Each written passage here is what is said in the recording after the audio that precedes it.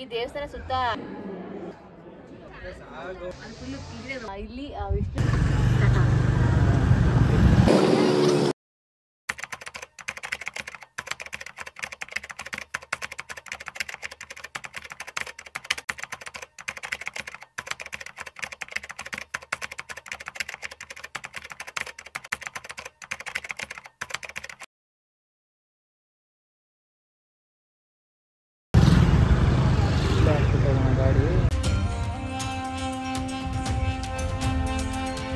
Hi guys, welcome back to San vlogs. Actually ಇವತ್ತು ನಾವು ಎಲ್ಲಿದ್ದೀವಿ ಅಂತ ಅಂದ್ರೆ 900 ವರ್ಷಗಳ ಹಳೇ ದೇವಸ್ಥಾನ, ಅದೇ ಬೇಲೂರು ಚೆನ್ನಕೇಶವ ಟೆಂಪಲ್ ಅಲ್ಲಿ ಇದೀವಿ. ಶಿವಮೊಗ್ಗದಿಂದ ಏನಾದ್ರು ಟ್ರಾವೆಲ್ ಸ್ಟಾರ್ಟ್ ಮಾಡ್ತೀವಿ ಅಂತ ಅಂದ್ರೆ ಶಿವಮೊಗ್ಗದಿಂದ ಚಿಕ್ಕಮಗಳೂರು ಬಂದು ಚಿಕ್ಕಮಗಳೂರಿಂದ ಬೇಲೂರು ಬರ್ಬೋದು. ಬೇಲೂರು ಆದ್ಮೇಲೆ ಹಳೇಬೀಡು ಕವರ್ ಮಾಡ್ಬೋದು. ಅದೇ ಶಿವಮೊಗ್ಗದಿಂದ ಬಣವರ ಹೋಗಿ ಬಣವರದಿಂದ ಫಸ್ಟ್ ಹಳೇಬೀಡು ಕವರ್ ಮಾಡ್ಕೊಂಡು ಆಮೇಲೆ ನಾವು ಬೇಲೂರು ಕೂಡ ಬರ್ಬೋದು. ನಮ್ಗೆ ಕೊಟ್ಟು 2 ರೂಟ್ ಇದೆ. ಆ ಕಡೆ ಬಂದ್ರು ಬೇಲೂರು ಹಳೇಬೀಡು ಎರಡನ್ನೂ ಕವರ್ ಮಾಡ್ಬೋದು, ಇಲ್ಲಿ ಬಂದು ಕವರ್ ಮಾಡ್ಬೋದು.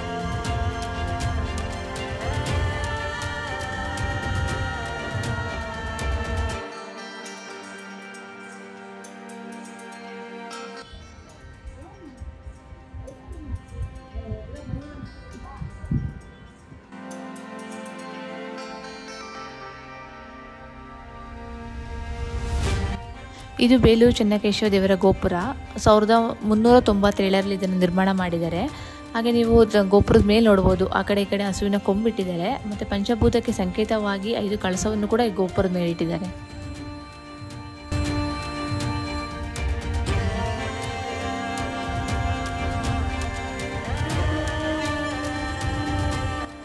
ಸಾವಿರದ 1917ರಲ್ಲಿ ತಲಕಾಡಿನ ಸಮೀಪದಲ್ಲಿ ಹೊಯ್ಸಳರಿಗೂ ಮತ್ತು ಚೋಳರ ನಡುವೆ ಒಂದು ಯುದ್ಧ ಆಗುತ್ತೆ.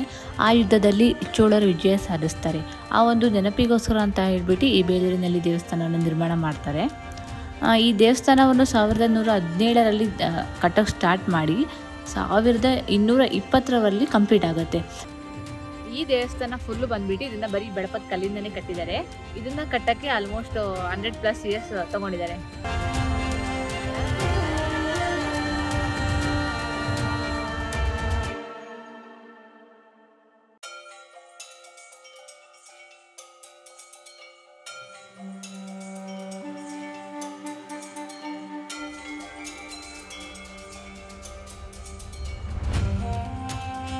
ಈ ದೇವಸ್ಥಾನವನ್ನು 3 ರಾಜರು ನಿರ್ಮಿಸಿದ್ದಾರೆ.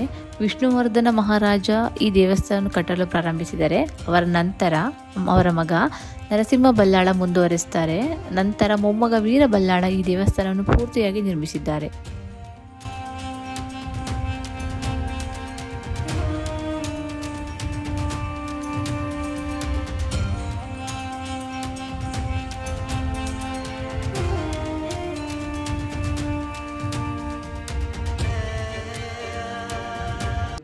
ನಾವಿದ್ದೀವಲ್ಲ, ಇದೇ ಚೆನ್ನಕೇಶವ ದೇವಸ್ಥಾನ ಒಳಗಡೆ ಇದ್ದೀವಿ.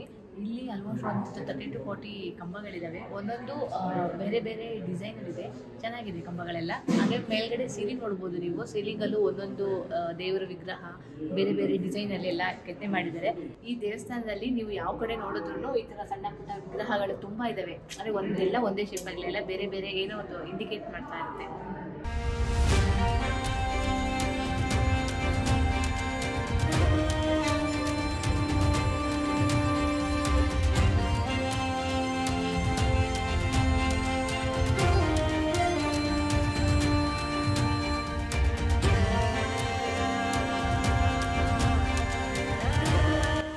ಇದೇ ಹೊಯ್ಸಳ ರಾಜ್ಯ ಲಾಂಛನ ರಾಜಮುದ್ರೆ ಸಲ. ಹುಲಿ ಜೊತೆ ಯುದ್ಧ ಮಾಡಿ ಹುಲಿಯನ್ನು ಕೊಲ್ಲುತ್ತಿರುವ ಒಂದು ಅದ್ಭುತ ದೃಶ್ಯ ಇದು. ಇವರನ್ನ ಹೊಯ್ಸಳ ರಾಜ್ಯದ ಸ್ಥಾಪಕ ಮತ್ತು ಹೊಯ್ಸಳರ ಮೂಲ ಪುರುಷ ಅಂತ ಕೂಡ ಕರೀತಾರೆ.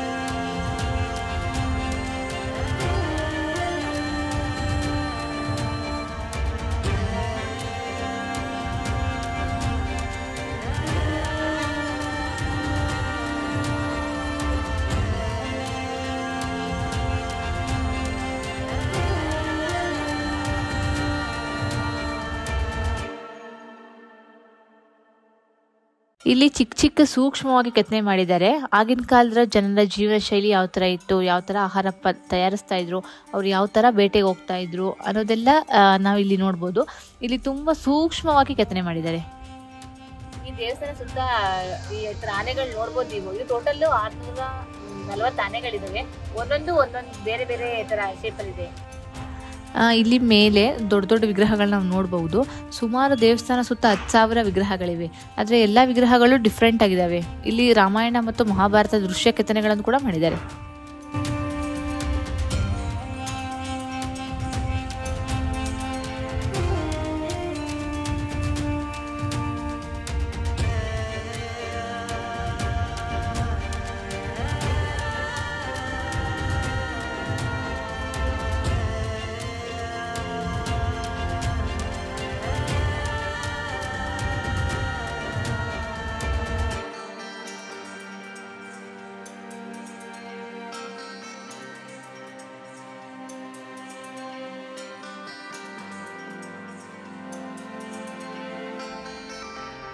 ದೇವಸ್ಥಾನದಲ್ಲಿ ಕೆಳಗೆ ಮಂಟಪ ಥರ ಕಾಣುತ್ತೆ.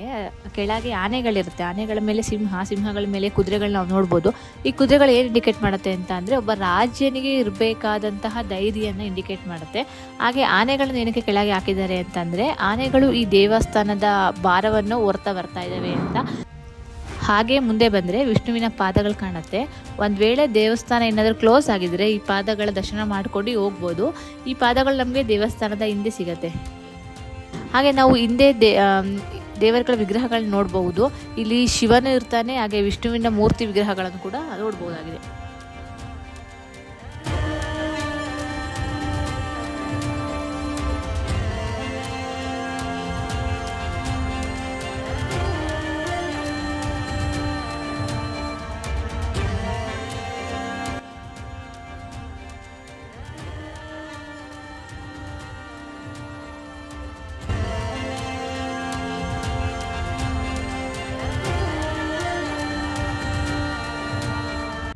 ಇದು ಹೊಯ್ಸಳ ಕಾಲದಲ್ಲಿ ನಿರ್ಮಾಣವಾದಂಥದ್ದು ದೇವಸ್ಥಾನ.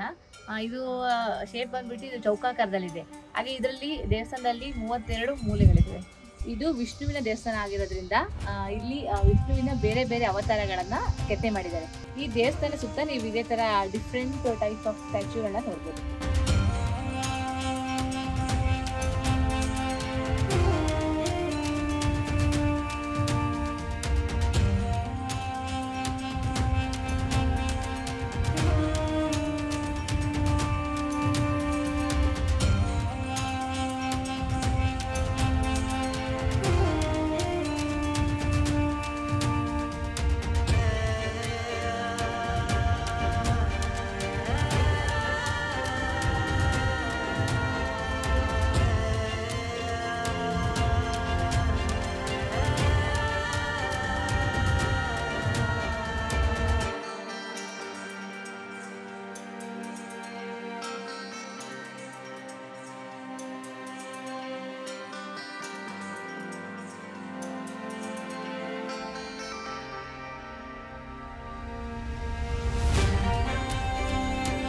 ಇದೇ ಭೂದೇವಿ ದೇವಸ್ಥಾನ. ಇದರ ಪಕ್ಕದಲ್ಲಿ ಕಲ್ಯಾಣ ಮಂಟಪ ಕಾಣುತ್ತೆ. ಅದನ್ನು ಶ್ರೀಕೃಷ್ಣ ದೇವರಾಯರು ಕಟ್ಟಿಸಿದ್ದಾರೆ.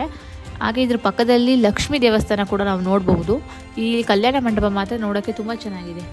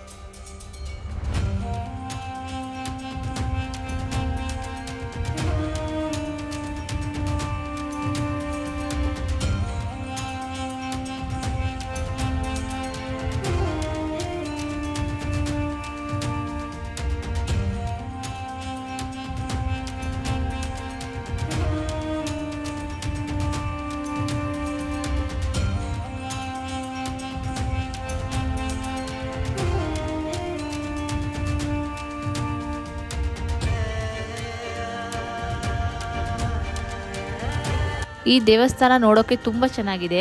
ಸೊ ಫ್ರೀ ಟೈಮ್ ಸಿಕ್ಕಾಗ ಈ ಬೇಲೂರು ಚೆನ್ನಕೇಶವ ದೇವಸ್ಥಾನಕ್ಕೆ ಭೇಟಿ ಕೊಡಿ. ಅದ್ಭುತ ವಾಸ್ತುಶಿಲ್ಪದ ಕೆತ್ತನೆಗಳನ್ನು ನಾವು ನೋಡ್ಬೋದು.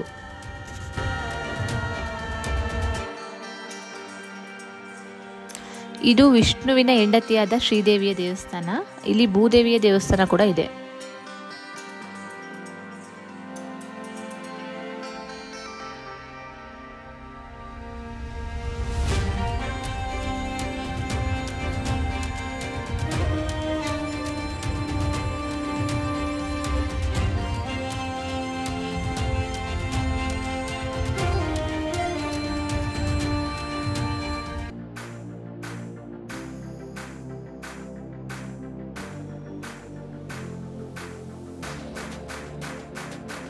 ಈ ವಿಡಿಯೋನ ನಿಮ್ಗೆ ಇಷ್ಟ ಆಗಿದ್ರೆ ವಿಡಿಯೋನ ಲೈಕ್ ಮಾಡಿ, ಶೇರ್ ಮಾಡಿ. ಹಾಗೆ ನೀವೇನಾದ್ರು ಪ್ಲೇಸ್ ವಿಸಿಟ್ ಕೊಟ್ಟಿದ್ರೆ ನಿಮ್ಮ ಅನಿಸಿಕೆನ ಕಮೆಂಟ್ ಮಾಡಿ.